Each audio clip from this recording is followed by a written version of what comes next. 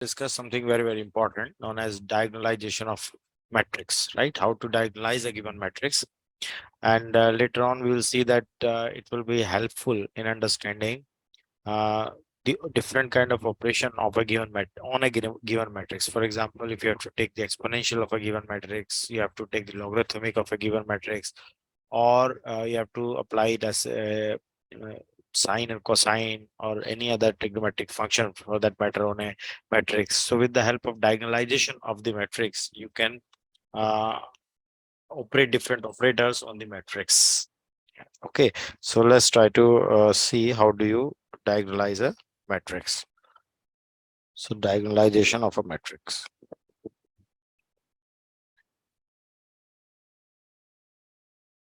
Okay, so suppose you have a square matrix A, some square matrix A in your hand, which is, let's say, of n cross n order. Okay, and suppose it has n distinct eigenvalues, because you know if its order is n cross n, so at the most it can have n distinct eigenvalues. Okay, so let's suppose it has n distinct eigenvalues.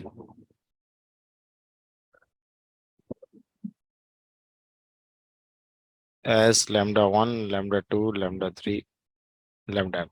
Some of the eigenvalues, it's not always the case that every time any n square or n cross n square matrix will have all eigenvalues as distinct. Some of the eigenvalues may be same, some may be different, but we are taking the case where let's consider the all are different, right? And suppose corresponding to these lambda 1, lambda 2, lambda 3 and all lambda n, we calculate the different eigenvectors corresponding to these lambda 1, lambda 2, lambda 3, lambda n. And let's suppose they turn out to be x1, x2, x3, xn. Okay. Let x1, x2, x3 all the way up to xn are eigenvectors corresponding to these eigenvalues. Okay.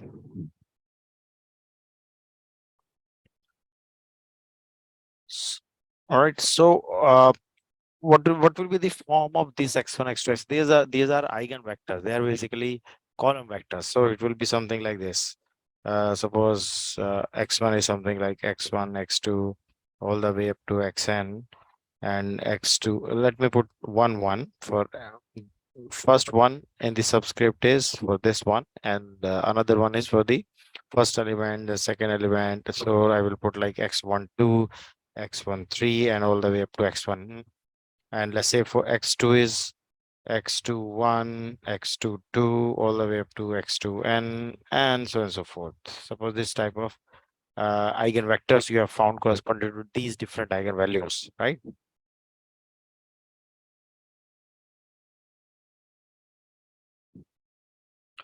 Now suppose I construct a matrix with the help of these column vectors, which are nothing but the eigenvectors corresponding to the eigenvalues lambda 1, lambda 2, lambda 3, and all the way up to lambda n.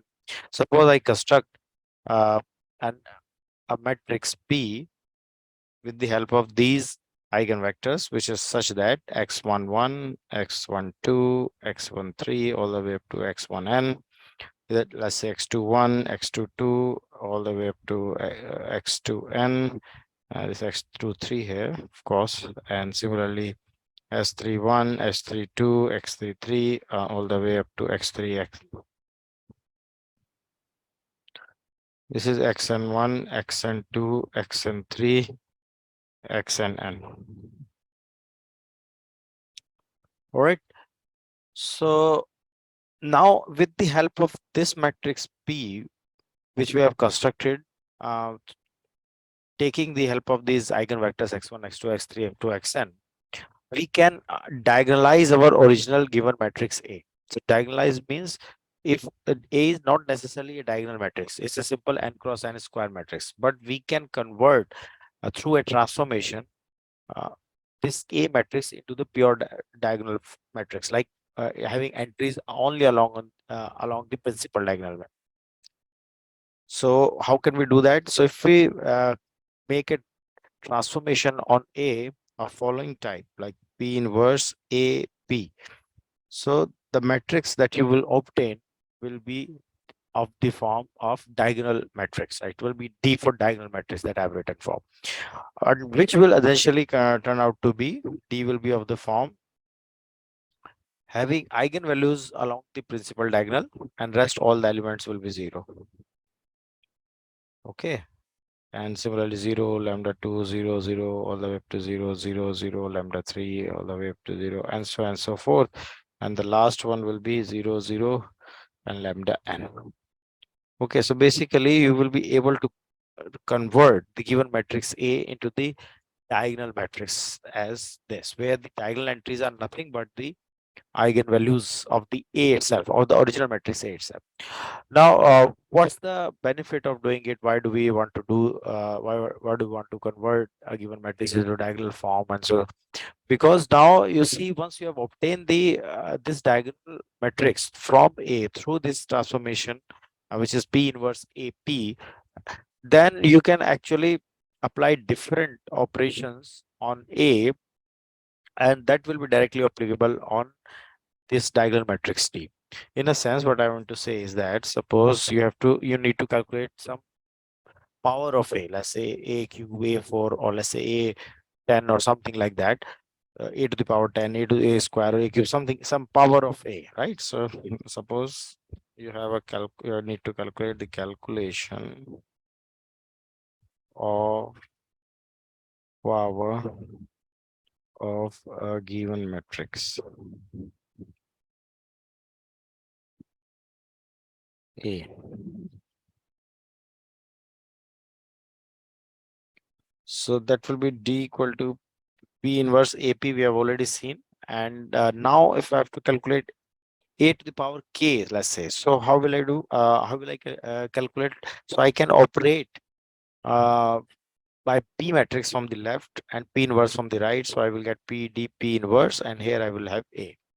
So now whatever I want to calculate, like A to the power K, that will be essentially P D to the power K. I can directly operate that thing on D now. That's the benefit of converting this into the diagonal form and finding out the P. Right? If you write down in this form, so A to the power K will be equivalent to P D to the power K. Now in D to the power K, it will be very simple. You have to simply apply take the that will be nothing but lambda 1 to the power K, lambda 2 to the power K, lambda 3 to the power K, and so on and so forth, lambda n to the power K, like that. Okay. So here we are stating the things without any proof, right? In the theory class, when we do it with a lot of mathematical rigor, lots of other things are also discussed. So suppose I have to calculate now exponential A. So that is also can be done with the help of this P of exponential D and P inverse by the same. Once we have obtained this thing, so you can, whatever operation you want to apply on A, that will be directly applicable on D, P exponential D, P inverse, right? Similarly, suppose you want to calculate ln A, log natural A. So that will be P log natural D, P inverse, like that. Okay.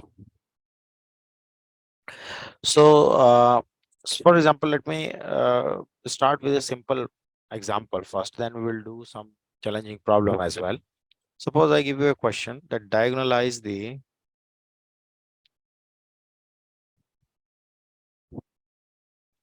matrix A 0 minus iota, iota 0.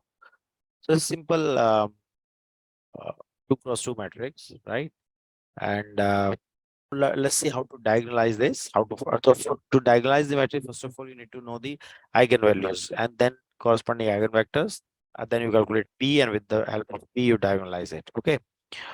So, so let's calculate the eigenvalues first. So if I calculate the eigenvalue, minus lambda minus iota, iota minus lambda is equal to 0, which gives me lambda square minus 1 equal to 0. That is lambda is equal to plus minus 1, right? So for plus lambda 1, let me calculate. So when we complete the process, you will get the diagonal matrix of something of this kind, 1 0 0 minus 1, right? Or minus 1 0 0 1 type, that we already know, but let me complete the process first. So yeah, so now we have to calculate the eigenvectors corresponding to these two different eigenvalues. So eigenvector corresponding to lambda is equal to +1. So let me take that the eigenvalue, this is the matrix 0 minus iota, iota 0. And let me take this to be x1, x2. The eigenvector corresponding to lambda is this, plus lambda is equal to +1 is this. That will be +1 by eigenvalue and the same eigenvector back. That's the eigenvalue equation. And when you solve it, you get minus iota x2, iota x1 is equal to x1 and x2. So if you compare both sides, you get x1 is equal to minus iota x2 and x2 is equal to iota x1. You put x1 again here, so you get iota minus iota x2. You get x2 equal to x2. Okay, fine. That's okay. So what you essentially see here is that x2 can be calculated with the help of x1, but x1 is in a sense is arbitrary, right? We don't know what's x1 is, but once we know the x, or we cannot fix x1, but once we know the x1, we can certainly find out the x2. That's the meaning of it. Now it means I can write down that the eigenvector that I assumed at the beginning for lambda equal to +1 eigenvalue, which was this x1, x2. I can write this x1 as x plus 1 corresponding to +1 eigenvalue as x1, x2, which was now x1 is x1 and x2 is actually iota x1, right? X1, because x2 is iota x1 here. X2 is iota. So now I would like to normalize it, right? Once you, how do we normalize it? Dagger and x1 plus is equal to 1, right? Because it has complex entry, so transpose is not same as Hermitian conjugate. It has, so how do you write it? X1 star, right? Minus iota x1 star. Here it is x1, iota x1 is equal to 1. Okay. So now which means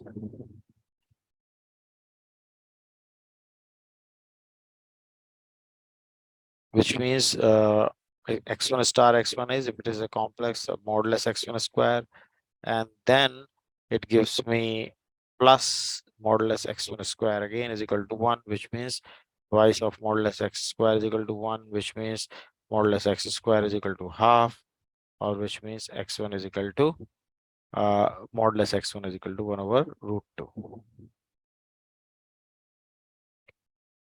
Okay, so once we know the x1, suppose we take it to be uh, real for the time being, that x1 is real. So for real x1, that is, so x1 is 1 over root 2. So once we know x1, we can find out x2, because x2 was iota x1, right? X2 was iota x1 right here. So I can write down that iota by root 2, that my x2. So my x plus 1 actually becomes 1 by root 2 and iota by root 2, which I can take 1 over root 2 outside and 1 iota. That's my x plus 1. That is my eigenvector corresponding to +1 eigenvalues. Similarly, I can do the exercise for lambda equal to -1. Okay, let me do that very quickly. So for lambda equal to -1,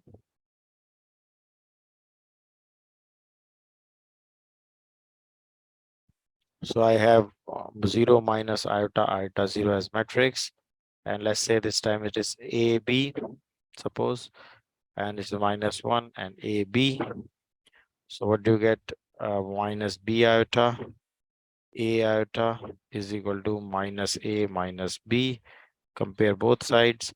You get A equal to B iota, and you get A iota is equal to minus B, which means A equal to B iota, because a -1 can be written as iota square. So A is equal to B iota. Both the equation essentially are telling you the same thing, which means if I know the B, I can find out A, right? On, if you know A, you can find out B, but one of them will remain arbitrary and the second can be fixed with the help of the first.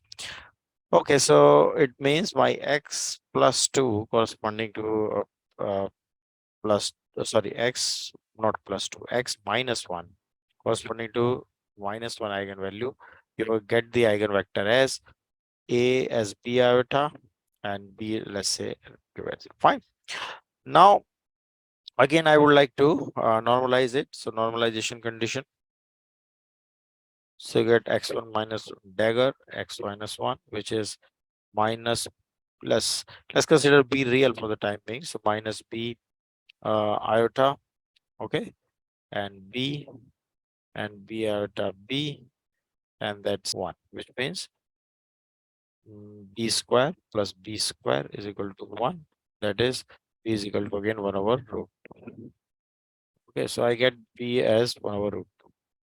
So if you started with B being complex, so you can put the star here and then it will be modulus B square, modulus B square. So modulus B will be root 2. And if it is real, so B is 1 over root 2. Like that, you can think. Fine. So it means if B is 1 over root 2, so my x minus 1 becomes B iota, which is iota by root 2.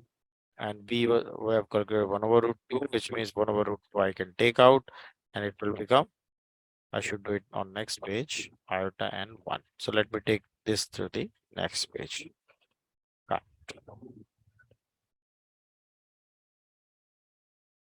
Fine. All right, so we have found out both. Now with the help of these two, x plus 1 and x minus 1, I can construct my P. So you can take any order, like it, you can put, if you wish, plus 1 first or minus 1, it does not matter. So first is 1 over root 2, and this is iota by root 2, and this one is iota by root 2 and 1 over root 2. So I can actually take 1 over root 2 outside and become 1 iota 1. That's my P. Okay, now with the help of this P, I will have to find out P inverse first. So if you look carefully, if I take P dagger, right? If I take P dagger, so that is 1 over root 2.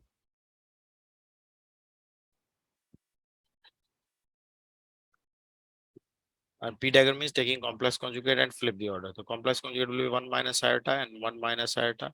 Here it will be minus iota 1. And then take P dagger P. So that will turn out to be unity actually, because these matrices are unitary matrices. You will see that. So P dagger P is 1 minus iota 1, and P is 1 iota 1. If you multiply with these two, you will get 1 plus 1, which is 2. Here 0, iota minus 0, and again plus 1 plus 2. Okay.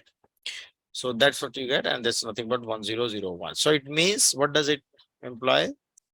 It implies that P dagger is nothing but P inverse, because essentially these are matrices with which you perform this similarity transformation. These are unitary matrices. So P is essentially a unitary matrix, right? So unitary. So in case of unity matrix, P inverse is simply take the Hermitian conjugate, complex conjugate, and the transpose, that is the inverse. It means I don't need to do lengthy calculation to calculate inverse. I just have inverse in my hand. So I can write A is equal to P inverse dP. Oh, sorry, the other way around. D equal to P inverse AP, and which means if I have to diagonalize it, let's say P inverse I have found out as same as P dagger, which is 1 over root 2, 1 minus iota 1, and A was 0 iota 0, right? If I remember correctly, this was my A. No, 0 minus iota 0, fine. 0 minus iota 0, and P is 1 over root 2. Yes, the square kar denge, and you get 1 iota 1. 1 iota 1. Right? Fine. Good. Now you see what will happen. 1 over root 2 square half. Now you see. So we are just verifying what we have studied, right? So you are supposed to get a diagonal matrix, and that to be a special kind of diagonal matrix having diagonal entries as the eigenvalues, that is plus minus 1. Let's see whether it comes or not. So 1 over iota multiply 1 over iota will get plus 1 here. Okay. and this is iota here. This is minus iota here, and this is minus 1 here. Okay, multiply these two. So what do you get? 1 plus 1, that is 2. That is 0 here, and that is 0 here again. Minus 1, which is minus 2 here. So which means 1, 0, 0, minus 1. Fine. So that's my diagonal matrix. And that's what we were supposed to find. Because I told you that you will get a diagonal matrix, and matrix will be having a diagonal matrix having the eigenvalues along the principal diagonal. And eigenvalues, remember, was plus 1 and minus 1. So you see, you believe the procedure, that this procedure works. You can diagonalize the matrix by this procedure, right? Clear? Now, in the next example that I'm going to give it to you, will actually teach you or show you that how can you operate different operators on A or the given matrix with the help of diagonalization. Because I have to find out some cosine, I have to take sine or cosine of a given matrix, or some power of a matrix, logarithmic, trigonometric, any function that you can want to apply the matrices. So with the help of diagonalization person. So let me give you a question.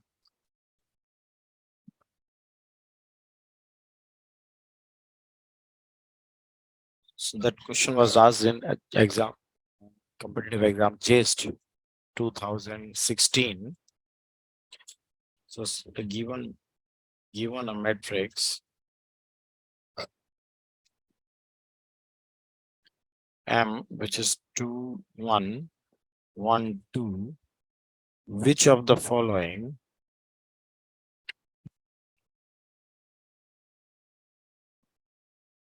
represents cos pi m by 6?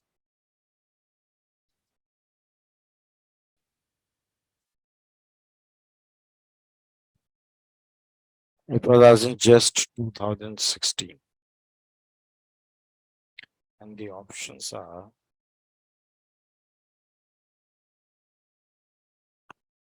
so this is a good problem, a bit challenging as well. Let me see how many of you can solve it. Wait 5-10 minutes because it's going to take some time, right? If you are all right. So as we have already understood the procedure, that how to diagonalize a given matrix, because you see you have to take the cosine on a matrix pi m by 6. So first of all, this matrix A, I will call this as matrix A, which is pi m by 6, right, in the argument of the cosine. So I need to find out pi m by 6. So m is already given, so pi m by 6, I have to multiply by pi by 6 throughout the matrix. So I will get pi by 3 here, I will get pi by 6 here, I will get pi by 6 here, I will get pi by 3 here. Fine. Now this has become my matrix A. I have to diagonalize it. It means I have to find out its eigenvalues first. Let's calculate the eigenvalues first.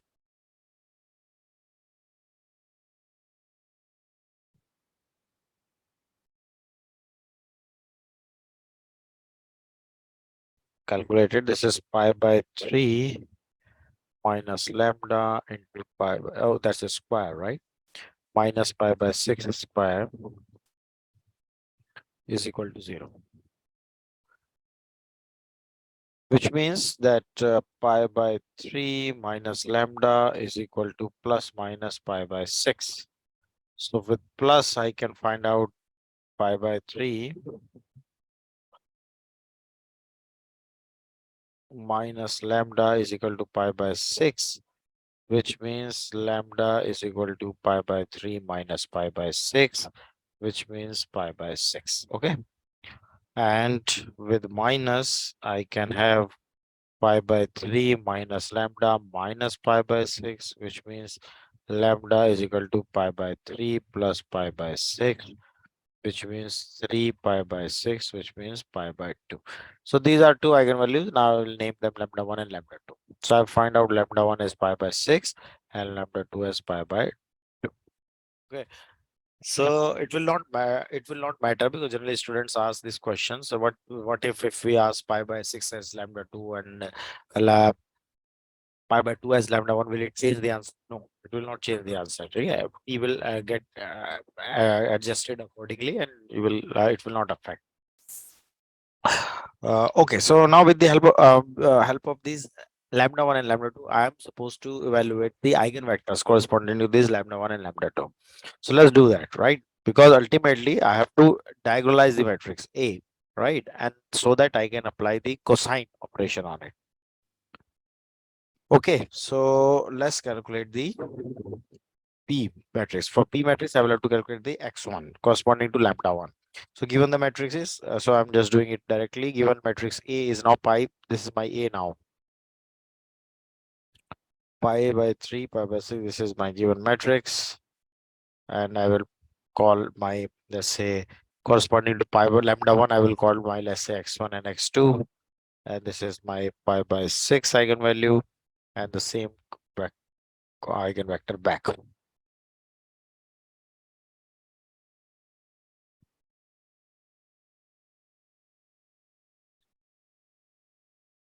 Okay, now if I take it, it's pi x1 by 3 plus pi x2 by 6 pi x1 by 6 plus pi x2 by 3, which is pi by 6x1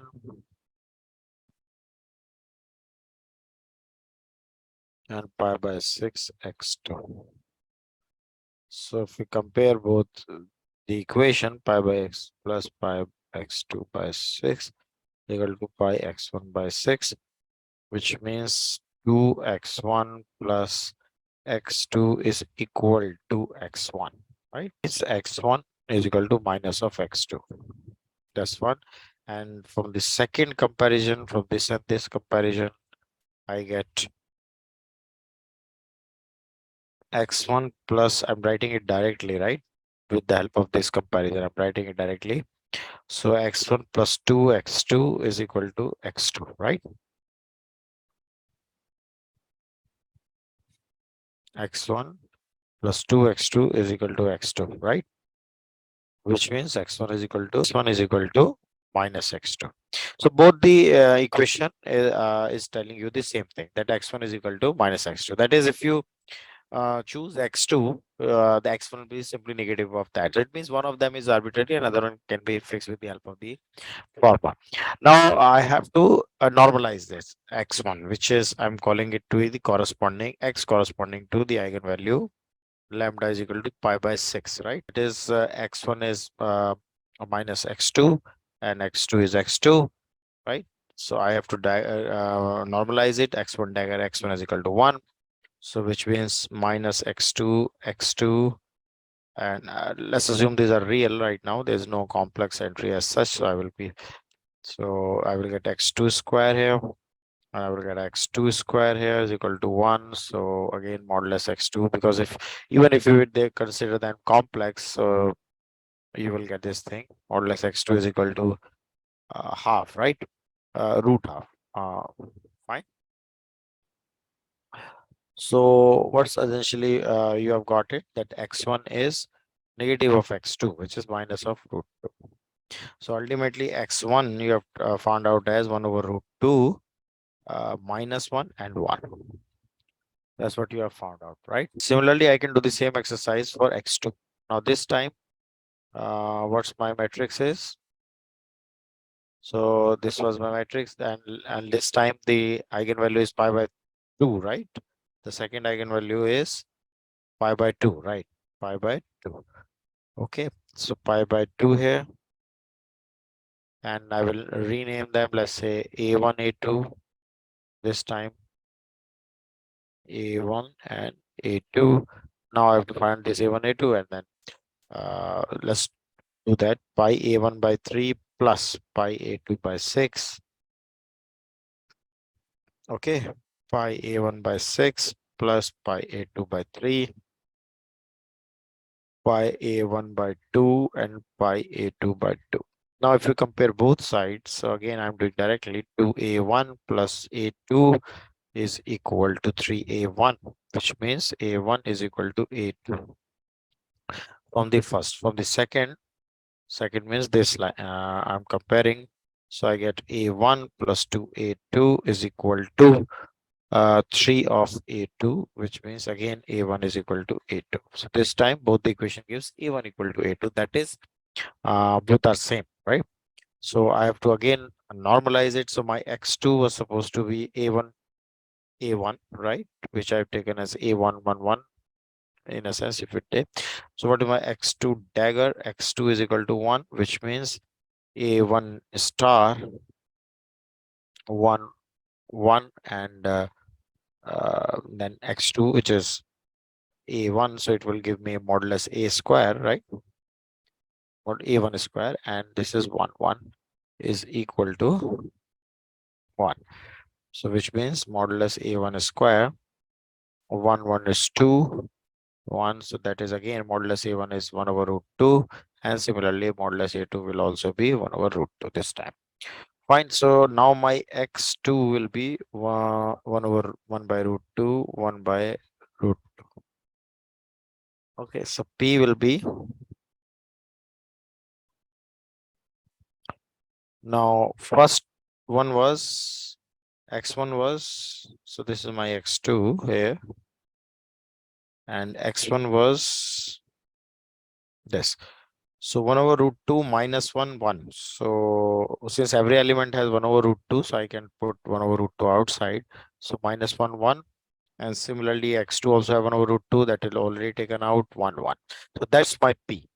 Now I have to diagonalize a, and which I can do p inverse ap. And remember, I told you that p, if you take the Hermitian conjugate of p, that will be the inverse. So p inverse will be simply 1 over root 2, and taking the transpose of this, which is same as this, and a is the given matrix, which was a was pi by 3, pi by 6, pi by 6, pi by 3, and p is again 1 over root 2, which is square here, and minus 1 1 1 1.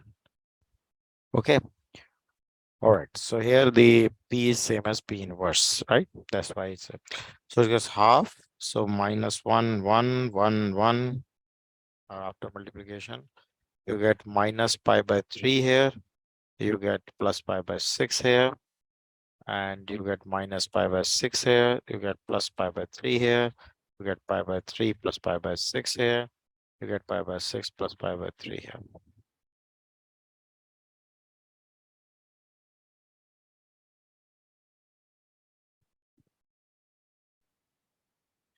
Minus pi by 6, right? Okay. Here you get pi by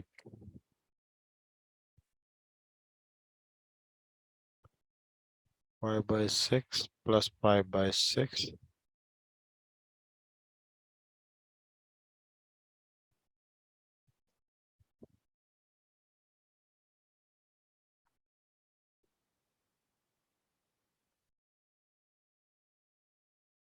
So you get pi by 3 here. And so eventually we'll get the same thing. Perhaps this step was not that much needed as well, because we ultimately knew that this is going to happen. What was important was something else actually. So I could have skipped this part. So just to show you that you're still getting the same thing, which we should get. But this part you should have skipped actually for this particular question. What was needed is to in the question was needed to find out cos of pi f by x, that is cos of a. So for that I told you, you will have to rewrite this shaded equation, which was d equal to p inverse a, because this is something, this result is something which we already know, right? We will get the diagonal matrix with the diagonal entries at the eigenvalue, that's fine. But what was needed to take the cosine of a, and for that I will operate p from the left and p inverse from the right. So I get p d p inverse, that is a, and then now apply cos of a, so that will be p cos d and p inverse. So that is the equation which is an important equation for us, because with the help of this equation only we can find the answer. P cos d. Now P is 1 over root 2. What was P? 1 over root 2, this thing. And the same thing was P inverse as well. So I can this thing and I can write here as this, and I can convert this 1 over root 2 as 1/2 because P inverse is also same. And cos D means the diagonalization cos pi by 6, and that will operate only on the diagonal entries now. Cos pi by 2, which is 0, right? And P inverse is again same, minus 1, 1, 1. So now if you take the multiplication of all, so that will give you the answer. So minus 1 minus cos pi by 6 here.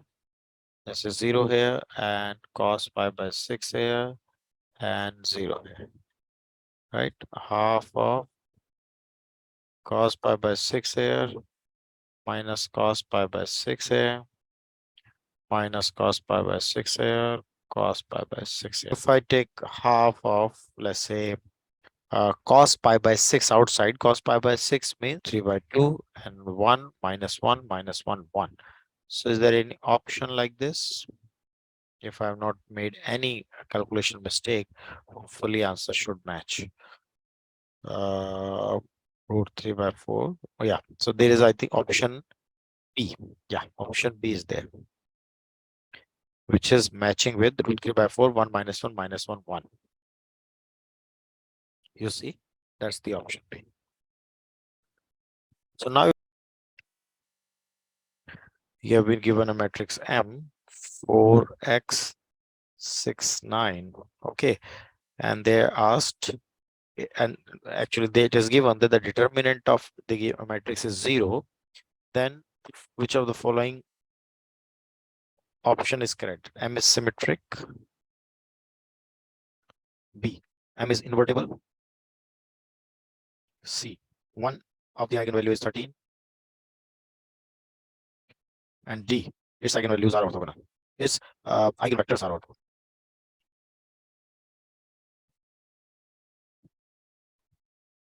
Correct. So right answer is option A, option C, and option D.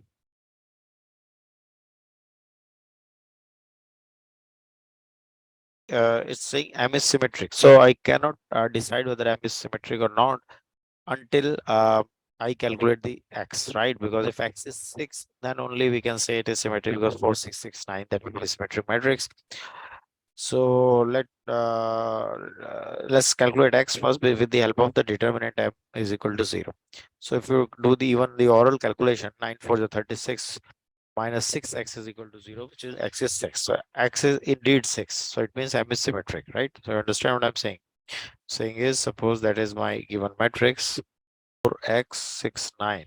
That is given matrix, and it is also given that the determinant of M is 0, which means I can find out as 36 minus 6x is equal to 0, which means x is 6.